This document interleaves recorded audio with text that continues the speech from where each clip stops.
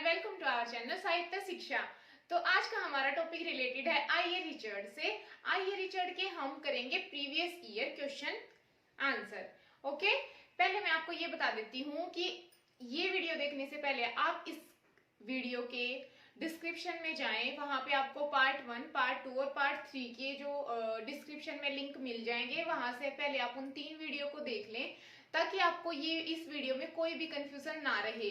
मैं आपको गारंटी देती हूँ कि अगर आपने वो तीनों वीडियो देख ली तो प्रीवियस ईयर के जितने भी क्वेश्चन आंसर हैं वो आप इजिली क्वेश्चंस के आंसर दे पाओगे, क्योंकि मैंने हर टॉपिक को इतने अच्छे से एक्सप्लेन किया हुआ है कि कोई टॉपिक अगर आप अंडरस्टैंडिंग वे से उनको देखोगे तो शायद कोई टॉपिक बचेगा ही नहीं कि वो उसमें कवर ना किया गया हो। तो पहले आप फर्स्ट, सेकेंड और थर्ड पार्ट जो है मेरा वीडियो के, उन तीनों को देख लें ताकि आपको ये समझने में और ज्यादा इजीनेस रहे। ओके, तो हम जो क्वेश्चन आंसर शुरू कर रहे हैं वो हम 2022 से ही करेंगे और केवल हम आईए रिचर्ड के जो क्वेश्चन आंसर को ही लेके चलेंगे।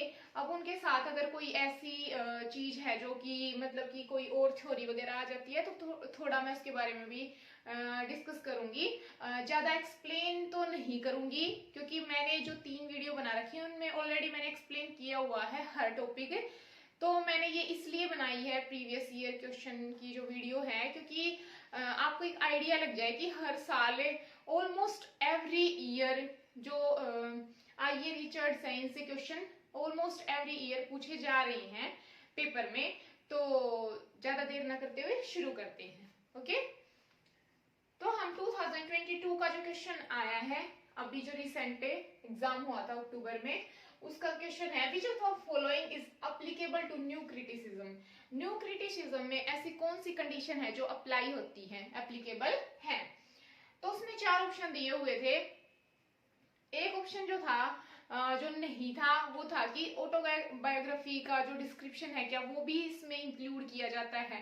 तो जैसा कि आपको पता ही है कि न्यू क्रिटिसिज्म का जो मेन जो पर्पस होता है या मोटिव होता है या मतलब जो होता है वो क्या होता है कि उसमें जो ऑटोबायोग्राफी या सेल्फ को ना करके मतलब जो टेक्स्ट के अंदर है उसी चीज को हम क्या करते हैं, उसी चीज को एनालाइज करते हैं कि जो रीडर के अंडरस्टैंडिंग वे से या रीडर के पॉइंट ऑफ व्यू से जो भी उस टेक्स्ट का मतलब होता है, मीनिंग होता है, वही वैलिड माना जाता है। ना कि हम किसी राइटर की ऑटोबायोग्राफी या बायोग्राफी को पढ़ते हैं पहले फिर उस टेक्स्ट को हम रीड करते हैं, ऐसा नहीं होता।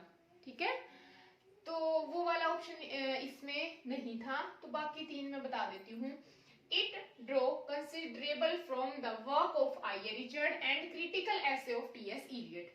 अब ये क्या कह रहे हैं कि ये अगर माना जाए तो ये किसके वर्क से, आईए रिचर्ड और उसके बाद जो क्रिटिकल ऐसे हैं टीएस इलियट के, क्या ये इनके जो वर्क्स में दिखाई दिए थी जो न्यू क्रिटिसिज्म है। तो बिल्कुल न्यू क्रिटिसिज्म में सबसे पहला नाम तो आईए रिचर्ड का ही आता है और उसके बाद अगर हम बात करें तो टीएस इलियट ने भी इसके ऊपर काम किया था। ठीक है, सेकंड है it distinguish between literally and scientific uses of language. क्या इसके अंदर हमें दिखाई देती है लिटरली और साइंटिफिक यूज किसका, लैंग्वेज का। हाँ बिल्कुल, क्योंकि जो आईए रिचर्ड है इन्होंने बोला था, इन्होंने फर्स्ट टाइम जो साइंटिफिक लैंग्वेज की बात की थी और इन्होंने बोला था कि अगर हमें किसी भी चीज को समझना है तो हमें उसके लॉजिक को भी जानना पड़ता है। ठीक है, तो ये ऑप्शन भी बिल्कुल ठीक है कि लिटरल और साइंटिफिक यूज होना चाहिए लैंग्वेज का, तभी हम किसी चीज को अच्छे से अंडरस्टैंड कर पाएंगे। ठीक है, ऑप्शन थर्ड है some of its concept are preempted by FR. Leavis. ये भी बिल्कुल ठीक है कि इसके कुछ कंसेप्ट हैं वो सब पहले एफ.आर. लेविस ने इसके कुछ कंसेप्ट को हमारे आगे रिप्रेजेंट किया था। न्यू क्रिटिसिज्म का नेम है वो आया था रैनसम के न्यू क्रिटिसिज्म के वर्क से। बट जो पब्लिश अगर कहा जाए या कहा जाए कि जो पॉपुलर कब हुआ था, तो पॉपुलर आईए रिचर्ड की वजह से ही न्यू क्रिटिसिज्म हुआ था, इनके प्रैक्टिकल क्रिटिसिज्म की वजह से। ठीक है, अब 2021 का क्वेश्चन है, देखो ये 2022 का है and this is 2021। Which two of the following are words by IA Richard. कौन से 2 वर्ड्स आईए रिचर्ड ने बोले हैं, science of poetry, the philosophy of rhetoric. अब मैंने बोला कि पोएट्री किस पे बेस है, साइंस पे, and the philosophy of rhetoric, इसने बोला था कि जो फिलोसफी है वो रेटोरिक और साइंटिफिक होती है। एस.टी. कॉलरेज इस चीज को मानते थे, और उसके बाद जो राइटर थे वो आई.ए. रिचर्ड थे, और इनका एक वर्क भी है Coleridge on imagination. ST. Coleridge आपको पता होगा रोमांटिक पीरियड के राइटर थे, उन्होंने भी फिलोसफी ऑफ रेटोरिक या फिलोसफी ऑफ साइंटिफिक लैंग्वेज पे फोकस किया था। सेम इसी तरीके से जो आई.ए. रिचर्ड है इन्होंने भी इन चीजों पे फोकस किया। ठीक है, अब 2020 पे आ जाते हैं। अब देखो कंटिन्यू क्वेश्चन पूछे जा रहे हैं। 2020 की अगर बात करें तो अरेंज करना था टर्म्स को, और टर्म्स को अरेंज करने के साथ साथ आपको बहुत सारे जो टर्म्स दी हुई थी, और उनमें एक था प्रैक्टिकल क्रिटिसिज्म। तो सबसे पहले अब मैंने ये सीक्वेंस में लगा दिया है, पहले इनको ऊपर नीचे दिया हुआ था। स्ट्रीम ऑफ कॉन्शियसनेस सबसे पहले कॉइन की डेनियल ओलिवर ने, ठीक है, डेनियल ओलिवर ने कॉइन की, और 1840 में इसको कॉइन किया गया, 1840 में। But it is commonly credited by William James, William James को इसका क्रेडिट दिया जाता है। जैसे कि जो न्यू क्रिटिसिज्म की अगर बात करें तो न्यू क्रिटिसिज्म रैंसम की जो बुक थी उसमें आया था उसका नेम। बट अगर हम बात करें कि पॉपुलर किसने किया है, क्रेडिट किसको दिया जाता है, तो वो टोटली पूरा आई.ए. रिचर्ड को दिया जाता है। ओके, तो इसी तरीके से जो स्ट्रीम ऑफ कॉन्शियसनेस है वो डेनियल ओलिवर ने 1840 में कॉइन की थी, बट उसका क्रेडिट दिया जाता है विलियम जेम्स को 1890 में। सेकेंड जो हमारी टर्म थी वो थी डीफेमिनाइजेशन। स्ट्रीम ऑफ कॉन्शियसनेस का मतलब भी बता देती हूँ, जब हम डीप कॉन्शियसनेस में होते हैं। ठीक है, डीफेमिनाइजेशन 1917, ठीक है, तो ये 18 में हुई थी, ये 1970 मतलब 19th सेंचुरी के फर्स्ट में ही बाय विक्टर सल्वोस्की। विक्टर सल्वोस्की ने इसको दिया था 1970 में। डीफेमिनाइजेशन का मतलब होता है जब हम किसी चीज से मतलब किसी चीज के बारे में उतना अच्छे से नहीं जानते या फैमिलियर नहीं होते किसी चीज को लेकर। ठीक है, our third is practical criticism 1929 में, ये मैंने पिछली वीडियोस में बहुत अच्छे से एक्सप्लेन कर रखा है। फोर्थ है हमारा हेरेसी ऑफ पैराफ्रेज 1947 में, क्लिंट ब्रूक ने इसको दिया था, और क्लिंट ब्रूक ने इसको अपनी बुक में दिया। ये चैप्टर का नाम है एक्चुअल में हेरेसी ऑफ पैराफ्रेज। जिस बुक में इस चैप्टर का जिक्र होता है उस बुक का नाम है द वेल रोथ अर्न। ठीक है, और ये क्लिंट ब्रूक का है। अब देखो 2019 में रिचर्ड से क्वेश्चन नहीं आया था, बट 2018 में भी आया था। 2018 का जो है वो था इन हिज प्रैक्टिकल क्रिटिसिज्म, उनके प्रैक्टिकल क्रिटिसिज्म में रिचर्ड सजेस्ट करता है सेवरल काइंड ऑफ मीनिंग, बहुत तरीके के मीनिंग को। तो वो कौन कौन से हैं, तो इनको हमने एक सीक्वेंस में लगाना था। ठीक है, ये चार दिए हुए थे, सीक्वेंस में बताना था कि कौन से वाला है। तो ये वाले भी मैंने चारों जो मीनिंग है इनके ऊपर भी एक वीडियो बनाई है, उसमें अच्छे से एक्सप्लेन किया है। तो सेंस, फीलिंग, टोन और इंटेंशन। ठीक है, अगर आपको डिस्क्रिप्शन में समझने हैं तो डिस्क्राइब मैंने किए हुए हैं, पिछली वीडियो आप देख सकते हो। तो ये 2018 तक के थे। अब हम थोड़ा और आगे चलते हैं। ठीक है, तो चलो देखते हैं। तो देखा आपने कि 2022 में, 21 में, 2019 में तो नहीं आया, 2019 में तो नहीं आया, बट 2018 में भी उनका क्वेश्चन आया है रिचर्ड से रिलेटेड। तो मैं आपको ये बताना चाहती हूँ कि अभी पिछले जितने भी 4-5 साल में जो पेपर बने हैं उन सब में आई रिचर्ड से क्वेश्चन पूछे गए हैं, और आगे भी पूछे जाएंगे। पर क्या हम इससे ये कह सकते हैं कि जो आई रिचर्ड है वो एकदम से ही 2018 में ही जो एग्जाम में एकदम से क्यों डाल दिए गए, ऐसा मतलब कि पहले क्या वो आते थे या नहीं आते थे, उनसे क्वेश्चन पूछे गए थे या नहीं पूछे गए थे। तो अगर हम इस चीज को डिस्क्राइब करें तो मैं कहूंगी कि पिछले जो कुछ अगर हम बात करें 2015 से लेकर और जो 18 2-3 साल के जो गैप था उसमें आई रिचर्ड्स के बारे में इतने ज्यादा क्वेश्चन हैं वो नहीं पूछे गए थे, बट कहीं कहीं उनको ऑप्शन में डाल दिया जाता था। ठीक है, तो वो एक पेपर का पैटर्न पहले ही कई सालों पहले सेट करना शुरू कर देते हैं कि जिन जिन राइटरों को वो अगर ऑप्शन में भी दे रहे हैं उसका मतलब होता है कि आपको वो भी करने होते हैं कि जो ऑप्शन में है।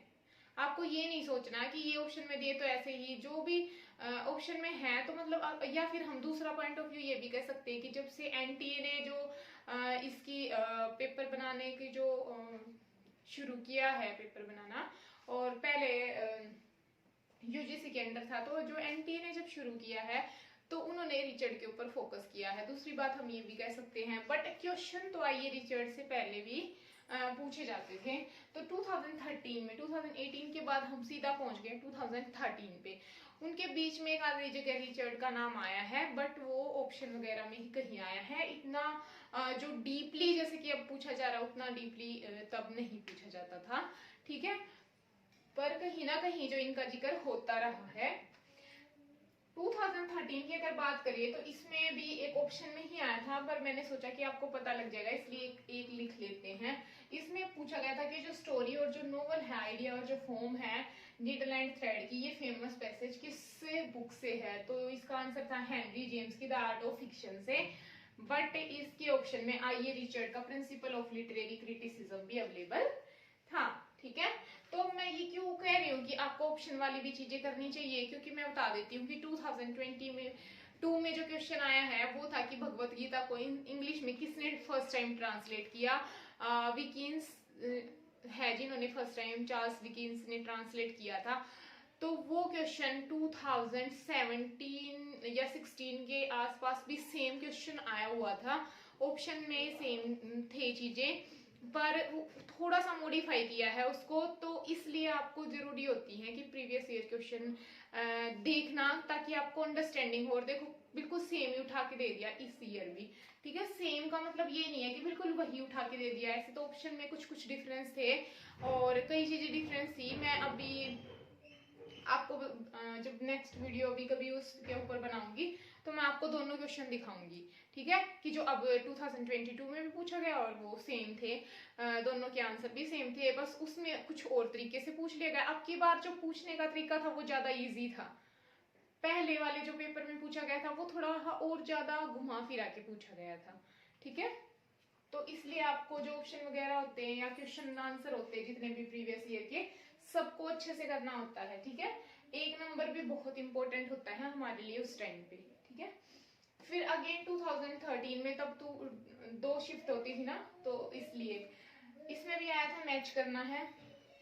तो मैच करना है हमें, तो इसमें 4 ऑप्शन थे। देखो न्यू क्रिटिक को देखते ही आपको ये नहीं सोचना, मैंने बताया कि न्यू क्रिटिसिज्म जो वर्क था वो भी रैमसन ने ही लिखा था, तब से मैं आपको बोल रही हूँ। तो न्यू फॉर्मलिज्म है विक्टर सल्वोस्की। अब आपको आपने देखा कि ये क्वेश्चन दोबारा से आया है विक्टर सल्वोस्की के ऊपर फॉर्मलिज्म। अभी मैंने 2017 के या पता नहीं 20 के क्वेश्चन में भी इसको करवाया था, विक्टर सल्वोस्की के बारे में पूछा गया था।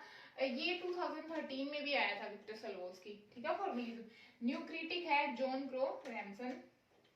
फिर है third psychological value of literature. अभी मैंने थोड़ी देर पहले जो क्वेश्चन करवाया था जो 2021 में आया था, वो उसमें जो 2 ऑप्शन थे फिलोसफी ऑफ रिटोरिक और साइंस ऑफ पोएट्री। अगर आप यहाँ से भी अगर ये भी आपने अच्छे से पढ़ा है तो भी आप एक आइडिया लगा के उसका आंसर दे सकते हो। तो इसमें भी पूछा है साइकोलॉजिकल वैल्यू ऑफ लिटरेचर, तो आइए रिचर्ड।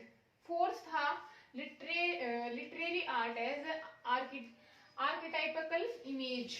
ये हमारा जंग एक राइटर है, उनका नाम है, तो इनको जंगियन बोला जाता है, ठीक है। तो अब आ जाते हैं 2011 पे। जो टर्म प्रैक्टिकल क्रिटिसिज्म है वो किसने कॉइन की? ऑब्वियसली आइए रिचर्ड ने। अब यहाँ पे 2010 में भी इनको ऑप्शन में डाला गया था। कैनेडियन क्रिटिक के बारे में पूछा गया था कि इनमें से कौन सा कैनेडियन क्रिटिक है, तो नॉर्थरोप फ्राई जो है वो कैनेडियन क्रिटिक है, और जो रिचर्ड है इनको ऑप्शन में डाला गया था, ठीक है। किसने लिखा है प्रिंसिपल ऑफ लिटरेरी क्रिटिसिज्म और प्रैक्टिकल क्रिटिसिज्म? ये तो अब आप आंसर खुद भी दे सकते हैं। तो हमारी आज की वीडियो पूरी तरीके से जो आइए रिचर्ड हैं उनके प्रीवियस ईयर क्वेश्चन आंसर को ही मैंने अच्छे से एक्सप्लेन करने की कोशिश की, उसी पे पूरी बेस थी वीडियो।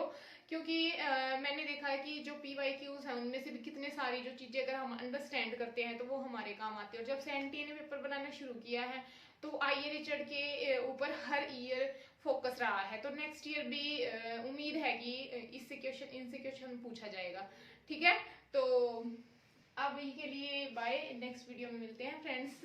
Thank you. और अगर वीडियो अच्छी लग रही है तो चैनल को लाइक शेयर और सब्सक्राइब करें, और आने वाली वीडियो के लिए ताकि आपको नोटिफिकेशन टाइम पे मिल जाए। और अपनी हंसते रहें, खुश रहें और सेहत का ध्यान रखें। तो बाय फ्रेंड्स, थैंक यू।